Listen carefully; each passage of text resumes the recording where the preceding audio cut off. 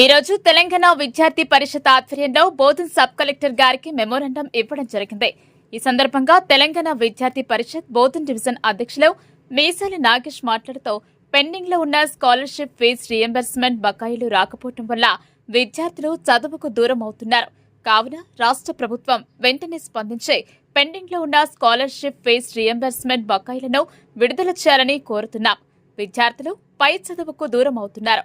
కాలేజ్లో scholarship fee reimbursement రాకపోవడం వల్ల సర్టిఫికెట్లు ఇవ్వకపోవడంతో ఫీజులు కట్టలేక చదువుకోకుండా మధ్యలోనే ఆపేస్తున్నారు.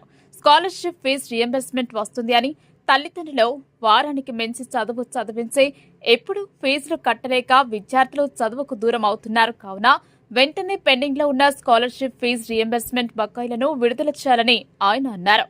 లేని యెడల బోధన్ డివిజన్లో అన్ని మండలాల్లో ఎక్కడికక్కడ రాస్తారోకోలు, ధర్నాలు మరియు నిరసన కార్యక్రమాలు చేస్తామని ఆయన అన్నారు. ఈ కార్యక్రమంలో బోధన్ డివిజన్ కార్యదర్శి నిఖిల్, బోధన్ పట్టణ కార్యదర్శి వీరేష్ మరియు తదితరులు 100 మంది విద్యార్థులు పాల్గొన్నారు. ఈ రోజు తెలంగాణ విద్యార్థి పరిషత్ ఆధ్వర్యంలో ఏదైతే పెండింగ్ లో ఉన్న ఫీజు రియంబర్స్మెంట్ స్కాలర్షిప్ బకాయిలు విడుదల చేయాలని సబ్ కలెక్టర్ గారికి మెమోరాండం ఇవ్వడం జరిగింది.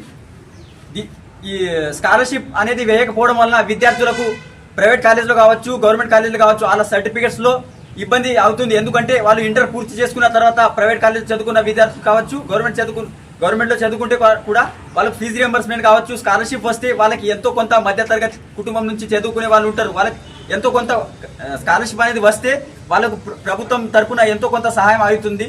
ఫీజు కట్టడం కానీ వాళ్ళ పేరెంట్స్ కూలి పని అలా చేసుకొని వాళ్ళకు చదువు నేర్పడానికి పంపిస్తున్నారు. అదే స్కాలర్షిప్ అనేది బకాయిలు విడుదల చేస్తే అందరికీ కూడా విద్యార్థులకు మంచి జరుగుతుంది. అలాగే ఉదాహరణకు ఏదైతే ప్రైవేట్ కాలేజీలో ఒక విద్యార్థి ఇంటర్ చదువుకుంటే ఆయన స్కాలర్షిప్ రాకపోవడం వల్ల ఆయనకు ఫీజు కట్టని పరిస్థితి ఉంటే ఆయన డాక్యుమెంట్స్ ఇవ్వకపోవడం, ఆయన డిగ్రీ చేయాలంటే ఆయన డాక్యుమెంట్స్ కంపల్సరీ అవసరం. కావున ఆయన డిగ్రీ చదువుకోకుండా అక్కడే ఆగిపోతూ ఉన్నాడు. కావున వెంటనే ఈ రాష్ట్ర ప్రభుత్వం స్పందించి ఈ ఫీజు రియంబర్స్మెంట్ స్కాలర్షిప్ బకాయిలను విడుదల చేయాలని మేము కోరుతున్నాం. లేని ఎడల పెద్ద ఎత్తున ఆందోళన కార్యక్రమం చేపడతాం. రస్తారోకాలు, ధర్నాలు, నిరసన కార్యక్రమం చేపడతాం. పెండింగ్ ఉన్న ఫీజు రియంబర్స్మెంట్ స్కాలర్షిప్లను వెంటనే